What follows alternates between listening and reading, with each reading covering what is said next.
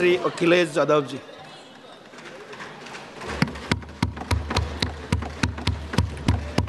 माननीय सभापति जी, अभी बोलूँगा मैं बताऊँगा, मैं उस पर ही बोलूँगा। माननीय सभापति, मैं धन्यवाद देता हूँ आपको कि आपने मुझे बहुत महत्वपूर्ण विषय पे बोलने का मुझे मौका दिया। अभी मैं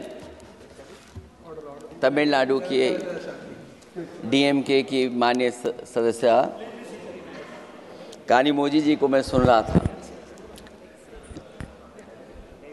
और उन्होंने मैं उनको धन्यवाद देता हूं कि कई महत्वपूर्ण बातें उन्होंने रखी और अभी भी उनको अपनी अच्छी बातों के लिए बधाई मिल रही है। हमें खुशी है इस बात की कि विपक्ष में जो लोग हैं उनको बधाई मिल रही है, लेकिन सत्ता पक्ष के लोग जब बोल के जा रहे हैं तो उनके सदस्य भी उन्हें बधाई नहीं दे रहा कोई। अध्यक्ष महोदय, मैं धन्यवाद देता हूं आपका भी, और क्योंकि मैं उनकी बात सुन रहा था, उनकी बात सुनने से मुझे कुछ याद आया। मैं ये कहना चाहता हूं 2 लाइनों में कि मैं दुनिया को मनाने में लगा हूं। अध्यक्ष महोदय, मैं भारतीय जनता पार्टी के लिए बता रहा हूं ये लाइनें कि मैं दुनिया को मनाने में लगा हूं, मेरा घर मुझसे रूठा जा रहा है। मैं दुनिया को बनाने में लगा हूं, मेरा घर मुझसे रूठा जा रहा है। अध्यक्ष महोदय, बात शुरू करने से पहले मैं सबसे पहले भारत की सेना, उसका आभार, उसका धन्यवाद देना चाहता हूं। दुनिया में साहसी फौजों में गिनती अगर होती है तो हमारी भारत की सेना सबसे आगे दिखाई देगी। उनके पराक्रम पर, उनकी वीरता पर, उनके अदम्य शौर्य पर हमें सबको गर्व है। कोई ऐसा भारतीय नहीं होगा जिसको गर्व ना हो। हमें अपनी फौज पर गर्व है और हमें इस बात के लिए भी गर्व है कि जब सेना ने अपना ऑपरेशन शुरू किया तो पाकिस्तान के जितने भी टेररिस्ट कैंप थे उन पर अटैक किया गया।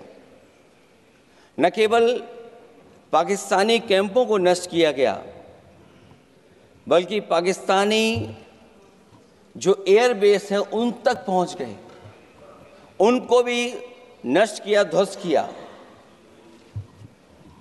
और जब हमारी फौज पाकिस्तान को हमेशा हमेशा के लिए एक पाठ पढ़ा सकती थी,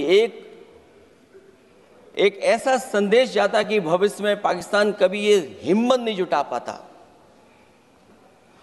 और ऐसा भी लगा हम लोगों को, क्योंकि अध्यक्ष महोदय, जब हम बड़े बड़े राष्ट्रीय चैनलों को देखते हैं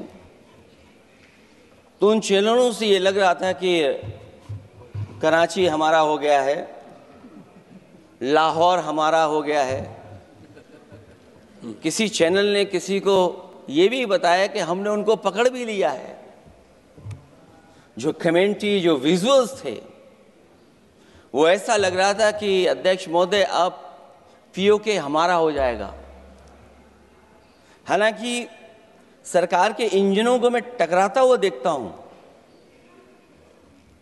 हो सकता है ये मेरा भ्रम हो,